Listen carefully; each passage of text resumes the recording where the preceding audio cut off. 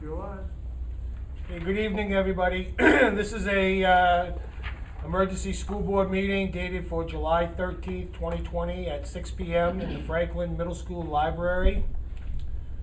Community members may attend the meeting in person or email the superintendent with questions or comments prior to the meeting or during the meeting at dlegallo, that's Legallo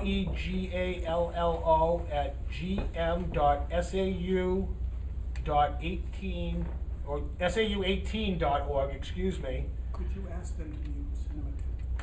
Please include name in all your name and all questions and comments will be read into the minutes. During the meeting, the public may participate by calling the superintendent's phone number at 266-9833 if you prefer not to attend. Public may view this meeting on our YouTube channel using the link http://bit.ly/2uxbkyi. We are meeting under the agreeance of the governor's order that we can meet under this as an emergency school board meeting. And we're now going to go to agenda item 2, which we've called the meeting to order, and I've read all the requirements. We're now going to salute the flag. I pledge allegiance to the flag of the United States of America, and to the republic for which it stands, one nation, under God, indivisible, with liberty and justice for all.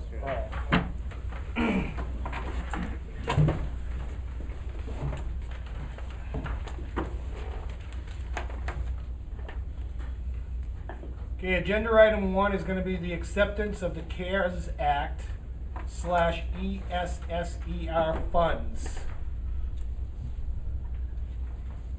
These are federal funds that were forwarded or given to the school due to the pandemic of COVID-19 that we're in.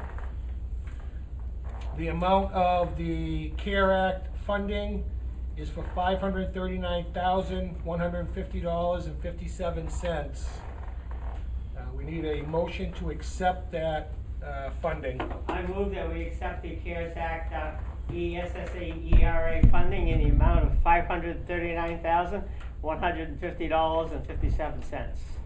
Motion's been made by Paul Doucette to accept the CARES Act ESFR funds. Do I have a second?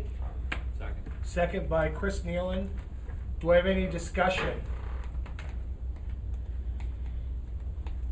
Seeing no discussion, I will need a roll call vote, please. Tim Dow, Yes. Scott Burns, Yes. Paul Doucette, Yes. Chris Nealon, Yes. Cecilia Cormier, Yes.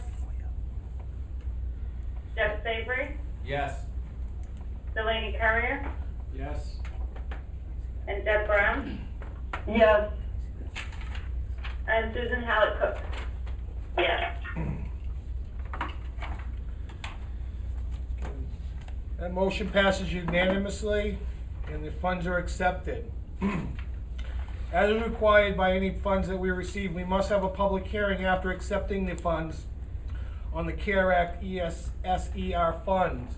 There was a notice of public hearing that was posted by the Franklin School District that reads as follows. The Franklin School District will be holding a public hearing on the Federal Coronavirus Aid, Relief, Economic Security Act, or the CARES Act. The school district will be receiving $539,150.57 in funds. The hearing will be held on Monday, July 13th, 2020, at 6 p.m. in the Franklin Middle School Library. Public input can be provided by attending this meeting in person or emailing the superintendent prior to the meeting at dlegallo@gm.sau18.org. Live stream of the public meeting can be viewed on our YouTube channel using the link. At this time, I will open it up and I will start with Superintendent Legallo if he has any public comments that have been sent to him via email or phone. I have not received any emails regarding the CARES Act or ESSER funds. Thank you, Superintendent Legallo. I have one person in public attendance. Do you wish to speak on this public hearing tonight? Okay, they do not wish to speak on the public hearing.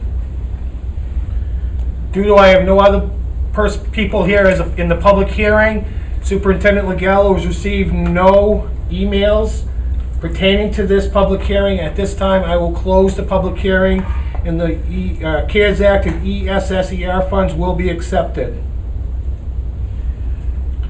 Okay, agenda item 3, I will turn this one over to the superintendent. That's the EPTG update. Okay, so we've been talking about Apogee for a couple of meetings now. At our last meeting, we talked about moving forward with Robin and I negotiating with them and with our old website provider. We were successful in those negotiations and were able to not only get out of our existing contract with our existing website provider, but we were able to get a 6-month extension to go till December. And then we were also able to move forward with Apogee so that they would have our site and mobile app ready to go by the end of August. So that would provide us the flexibility we wanted with when to launch based on the uncertainty of the start of the school. So it really kind of is the best case scenario. So the board will then have the ability to determine at what point we want to flip the switch, so to speak, and go from the old site to the new, and we can make that decision together based on the circumstances that we have. One of the things that they had started to work on with us was a district logo, and I wanted to show the district logo to you and anybody else watching right now that encompasses all 3 schools' logos into one for the district. Actually, you have to get, What? you might be able to do that, yeah, go back to that, go to that, the one with all the, This? yeah, and then change tabs. Go share that and then change tabs. Go to, It's okay. it's taking it away.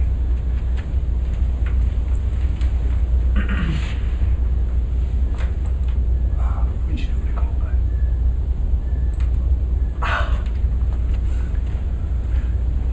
So we have the high school golden tornado, middle school hurricane, and the elementary school lightning bolts. So that would be our proposal for you to say. That will be our new district logo. That would be the app logo and on our website as well. So. All right, are there any questions for the superintendent pertaining to the new logo that he is proposing that we put on our website when we launch the Apogee? Is there any questions for the superintendent? I have one, Tim. Yeah, go ahead, Deb. What, has any estimates of, all the uniforms and anything else that has these logos on it, has there been any estimated cost to update? There's no uniform logos. This is a district logo, Deb. They will just be on our website and on our mobile app. The schools have their own individual logos, so it won't change any uniforms. Okay, thank you. You're welcome. Susan, did you have any questions? Okay, thank you, Susan. All right, so we just need a motion to accept this new logo for our website, our mobile website. So moved. So moved by Jeff Savory, second by Scott Burns. Do I have any further discussion? Seeing no further discussion, I'll need a roll call vote. Tim Dow, Yes, wanna exit full screen? Cecile Cormier, Exit share, I mean, yeah. that was a Scott yes. Burns, Yes. Paul Doucette, Yes. Chris Nealon, Yes. Jeff Savory, Yes. Susan Hallett Cook? Yes. Deb Brown? Yes. And Delaney Curry, I'm not sure if I got yours or not. Yes. Okay, thank you. That motion passes unanimously and the new logo is accepted. So my nickname for the logo is the Perfect Storm, by the way. That's what I call it. Don't know if you want to adopt that or not. No. That's what I thought. Is there anything else on? No, the that's update? enough. There is nothing else on the Apogee update. No, the logo looks good, so, all right. We'll now move on to agenda item 4, which is our state task force guidance / guidance from the governor. Yes, so I had sent out to you the start draft recommendations and sub-recommendations from the governor, and we were hopeful to have the full report to you for tonight. We just received word that the governor's going to release it tomorrow at 3 o'clock. It's an approximately 30-page document that has lots of flexibility in it. So we will wait to see what that looks like tomorrow. The term flexibility means that we will have to make a lot of those decisions on our own. From my viewing of some of these plans that have come out from other states. But the local control piece is good. That's what we want in terms of you guys making those decisions for our kids and for our families. So, like I said, we were hoping that we would have that direction, we'd go through that with you tonight, but we'll have to wait on that for now. My intent is to sit down with those, that guidance document. I have meetings scheduled with the administrators on Wednesday and Thursday. I have meetings scheduled with the nurses. I have meetings scheduled with the teachers' representatives to go through all this stuff, and we'll have lots of things to share with you in the coming days for sure. So that's the update on that. Dan, just for the record and for people watching, could you just tell them what the abbreviation for STRRT stands for? I can if I have it written down somewhere. Oh. If not, we understand. I know it's state. State Task Force Draft Recommendations for Review, it's on the bottom, is that it? No, it stands for redesign and reopening of schools. Right, yeah. Okay. It's something like that, task force. I don't have it written down. Okay. That's okay. Yeah. And we'll get a copy of this, Kathy, will be sent to you to be placed in the minutes and everything. We'll make sure all this is right in the minutes too. Okay, Thank you. thank you. But I will forward out those recommendations to the board tomorrow, and once we receive them, I'll send them right out to you, so you'll have them. And that way you'll be able to read them as well, so. On part of that state task force guidance also, I received, I'm sure the most of the school board did receive an email today from the New Hampshire School Board Association on a web training for communication plan. If anybody's interested in signing up for that, and you're more than welcome to sign up for that. Superintendent Legallo has signed up for it. Unfortunately, my work schedule does not allow me to, but I have reached out to Barrett Christina today, and this training is going to be recorded and then sent out to all their members so that everybody has an opportunity to review it. But if anybody on the school board has an interest and wants to sign up, there is availability, and it's something that needs to be taken up by school boards is this communication plan. It's recommended in there for school board to take it up as policy. So I just want to put it out there in case any of you are interested to go on and sign up for it. All right, agenda item 5. That's our fall opening plan review and update. I'm going to start out first with, I received an email, I believe all the school board did, from Charlie Chappell today. I'm going to read it into the minutes. Dan also received a copy of one. His is a little different, so he will read his in. His is more of an administrative. This is more of a school board, so I believe all school board members received this from Charlie. So I'm going to read it in. It says, "Hey Tim, I'm taking this opportunity to reach out to my school board reps about my thoughts as a citizen and teacher in the community about what we should do in the fall. I know you're busy, so I'm going to try and lay out my thoughts as simply as possible. Number 1, we should go back to remote learning in the fall. I believe the health and safety of our students, faculty, and their families is more important than anything else. 2, to relieve stress with parents and students, we could offer the building up as a place for a limited amount of students to work on their remote learning at school. 3, we could also offer the option for scheduled socially distanced, masked, short, one-on-one or small group meetings. 4, I strongly believe any option that requires students to come in the building would be a mistake that risks their well-being. 5, I strongly believe that any option that requires all faculty to be in the building would be a mistake that risks their well-beings. 6, I do not like remote learning, but I far prefer that option to kids and families getting sick because we were reckless. Thank you very much for listening, Charlie Chapel.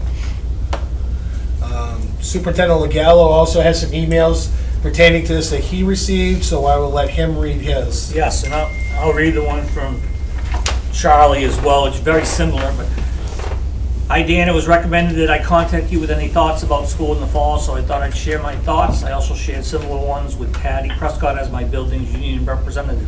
I think all teaching should be remote this fall. I don't like remote teaching, but I think the safety of our children and staff should come first. However, to lift some pressure off the parents, here are a few ideas. Have school buildings available for a limited number of students to come in and work on their remote learning at school. Make it possible to have limited small group or one-on-one socially distanced meetings with teachers at school. However, I think it would be a huge mistake to require any students to come into the building in the fall. And I think it would be very wise to limit how many staff have to come in the building in the fall. Thanks for listening, Charlie. You want me to read them all? If you would, just so we I've can have it in the received several record. from parents as well. This one came in from Melinda Steele St. Cyr, one of our parents. I know how busy you must still be. I truly appreciate you taking the time for me, pondering our options for the fall.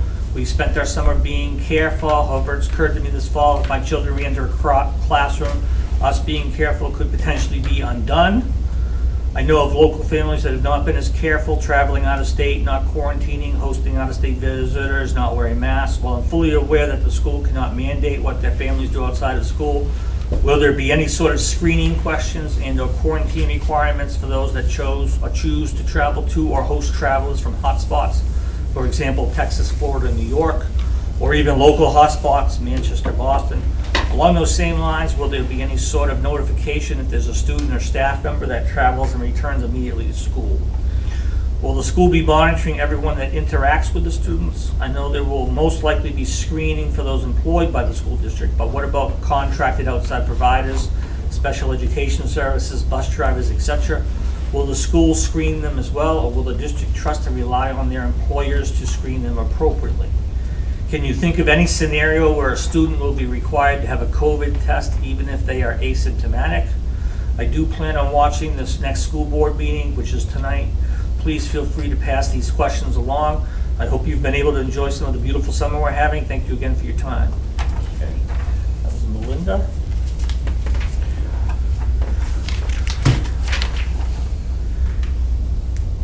Next one came in from Jennifer Remillard. As a parent and a person who is in the medical field, if the kids have to go back in the fall and wear masks, as well as not being able to be children, I will ask you, as well as every teacher, that my children have to let them stay home and learn remotely. I have to wear a mask every day for hours on end, and at the end of the shift, I have a headache because of having to breathe in my own breaths. I can't stand it. I can only imagine how a child will feel. I feel that children should be able to be kids, and not allowing them to interact with one another is not solving anything. Eating lunch in their classroom makes it sound like these poor kiddos are in a jail setting.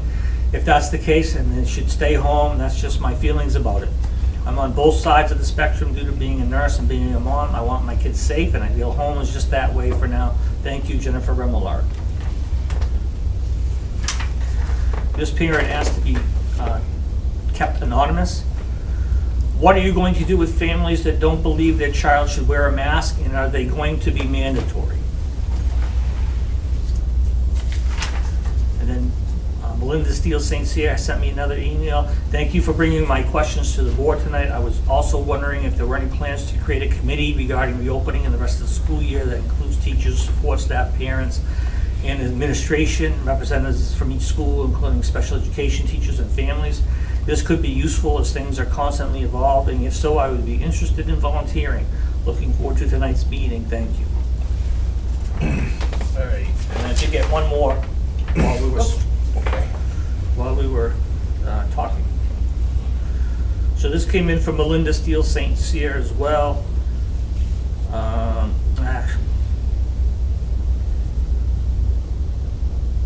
guess I'm gonna hold on that one. She had asked to be anonymous, so I'm gonna not, to respect her request. Kathy, Dan will give all these emails, you can put that in your file, to be part of the minutes. So if you can just, when we do the minutes out, if you can just put these in the back of our minutes, so copies of it, so the public can see them when they review the minutes? Absolutely. Thank you. All right, as we know, this is important for us to get the information from the citizens that are out there about concerns that they have. Obviously, with the guidance from the governor not coming out as of yet, not coming out till 3 o'clock tomorrow, I just want the citizens to know that these are items that we will keep with us, and we will use them when we start making more solid decisions on what route we're gonna take of whether we're gonna reopen schools or stay with remote learning. So I just want the people out in the citizens of Franklin to know that these questions will be kept. We will go back to them at a time that we have more guidance from the governor, but for now, I just want the board to know that these questions are there and that they are coming into the superintendent. Okay? And now I think it's Jules taking over on this, or are you doing it, Dan? Nope, we're gonna actually start, if we can start with the survey results, I think that's the better place to start before we jump into the document. Ken, where was the tab for those? Give me a sec. It's in there. Or is it on your email? Yeah. Okay. So, I didn't want to open your email if it wasn't. No, no, Okay. Deb and Kathy, Deb and Susan, you'll just need to go to the email that the superintendent sent out about the surveys, because we all have copies here at the library, so just so you can follow along with us. I have a copy. Thank you, Deb. Susan, are you all set with a copy, or are you gonna be able to follow along with us? And Susan left. Yep. Oh, Susan's there. Okay, you're still there, Susan. Thank you. You wanna look at that, you wanna look at, He wants to see the survey results. Go to the That's general okay. survey first. I think it was in your, yeah. Which email? There's about oh, 6 I'm now sorry, that have the responses, survey. that's why. Yeah. Susan, I believe that'd be the one that was sent out maybe today. Yes, today, it went today. Today. Couple of them, A actually. couple of them went today. It says Franklin School District reopening Share. survey number 1. There we go. Perfect. It has Hey, hold on. 597 responses. 601 now. There's there was a link to it that you click onto the link, Yep, and it yep, shows. I have it, thank you. Okay, thank you. All right, Dan, I'll let you take over that. All right, so this was the original survey that we sent out. We sent this out last Tuesday. It's a live survey still, so we are still receiving responses. The responses are based on students. And so if a parent has 3 students, then we ask the parent to respond 3 times for each student. So we have approximately 1,000 students in the district, so we have about 60% of our students accounted for at this point, which is pretty good for a July survey. So thank you so much to our parents out there and our caregivers out there and our guardians for filling this out and taking the time to do that. It's very helpful to us. The first pie chart there shows you the breakdowns from grade to grade that we received for each of the kids. We recognize that we did not specify grade level for the upcoming school year, so some parents may have been confused and used last year's grade level. We do have a breakdown of each grade for you that shows you the number of kids that parents responded for and how many were going to be remote and how many were going to be in person at this point. If I may interrupt, I have a request from folks to get closer to the screen to get a better look at it. I really don't have the ability to get that much closer, I'm sorry, so it may be that we're gonna have to say what's on here, but we'll have to share this with the public down the road. Yeah, I was planning on sharing it with the public tomorrow, actually, Right. unless the board doesn't So want for me the to. viewing audience, we're getting as close as we can. Yeah, and we'll share the most pertinent information. I'll share definitely. So basically, we got very good representation pretty much across the board, except for the kindergarten students. And some of that might have